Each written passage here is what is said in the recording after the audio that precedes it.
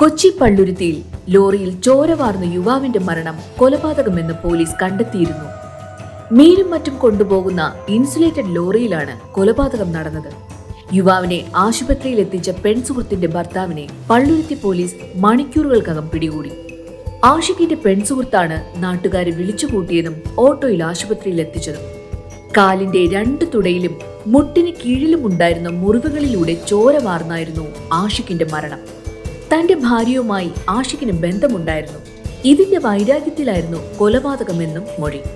കേസിൽ പോലീസിനെ അന്വേഷണത്തിൽ സഹായിക്കുന്ന നിർണായക തെളിവുകളുണ്ടായിരുന്നു. തൊണ്ടിമുതലുകൾ. അതാണ് പോലീസിനെ ഒരു ദിവസം കൊണ്ടുതന്നെ ഇത് കൊലപാതകമാണെന്ന് തെളിയിക്കാൻ സഹായിച്ചത്. രക്തം പുരണ്ട ഷൂ. കൊലപാതകം രാത്രിയിലായിരുന്നു. ലോറി കിടന്ന സ്ഥലം പോലീസ് രാത്രി തന്നെ ബന്ദവസിലാക്കി. രാവിലെയായിരുന്നു തെളിവെടുപ്പ്. ലോറിയുടെ പുറത്ത് ഒരു ജോഡി ഷൂ കിടപ്പുണ്ടായിരുന്നു. കൊലപാതകം നടന്ന് പിറ്റേ ദിവസം പോലീസ് എത്തുന്നതുവരെയുള്ള സമയത്തിനുള്ളിൽ പലതവണ സ്ഥലത്ത് മഴ പെയ്തു.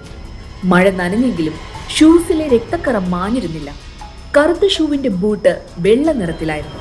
അതിൽ മായാതെ ചോരപ്പാടുകൾ.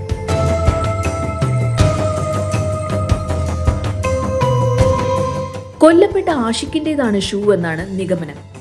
ലോറിയിൽ നിന്ന് പുറത്തിറക്കിയ ഘട്ടത്തിൽ പുറത്ത് വീണുപോയതാണെന്നാണ് നിഗമനം. ഇത് 1-ാം നമ്പർ തെളിവായി. Hair band. രക്തം പുരണ്ട ഷൂവിന് തൊട്ട് സമീപം ലോറിക്ക് പുറത്ത് ചെളിയിൽ പുതഞ്ഞ നിലയിൽ ഒരു ഹെയർ ബാൻഡ്. കറുത്ത നിറമുള്ള ബാൻഡിന് പഴക്കമില്ലെന്ന് സൂക്ഷ്മ പരിശോധനയിൽ പോലീസിന് വ്യക്തമായി. ക്രൈം സീനിൽ സ്ത്രീ സാന്നിധ്യം ഉറപ്പിക്കാൻ പര്യാപ്തമായ തെളിവ്. കൊല്ലപ്പെട്ട ആഷിഖിനെ ആശുപത്രിയിൽ എത്തിച്ചത് സുഹൃത്തു കൂടിയായ ഷാഹിനെയാണ്. ഹെയർ ബാൻഡ് ഷാഹിനയുടേതാണെന്നാണ് പോലീസിന്റെ നിഗമനം. ട്രാക്കർ ട്രൈഡോ. കൊലപ്പെടുത്താൻ ഉപയോഗിച്ച കത്തിയെവിടെ? പള്ളുരുത്തിയിൽ.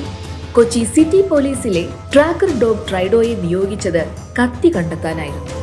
ക്രൈം സീനിൽ നിന്ന് കണ്ടെത്തിയ ഹെയർ ബാൻഡ് തന്നെയായിരുന്നു ട്രൈഡോയ്ക്ക് അതിലേക്കുള്ള ലീഡ്. ഹെയർ ബാൻഡിൽ നിന്ന് മണം പിടിച്ച ട്രൈഡോ ആദ്യം ഓടിയത് ലോറിയുടെ സമീപത്തേക്ക്. അവിടെ നിന്ന് കാട് പിടിച്ചു കിടന്ന പറമ്പിന്റെ മുക്കിലും മൂലയിലും മണം പിടിച്ച് ട്രൈഡോ എത്തി. ലോറി പാർക്ക് ചെയ്ത പറമ്പിന് സമീപത്തെ ഒറ്റമുറിക്ക് സമീപം 2 തവണയാണ് ട്രൈഡോ എത്തിയത്.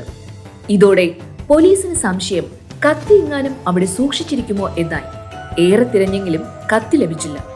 പിന്നീട് പ്രതികളുടെ വീട്ടിൽ നടത്തിയ പരിശോധനയിൽ കൊലപ്പെടുത്താൻ ഉപയോഗിച്ച കത്തി കണ്ടെത്തി.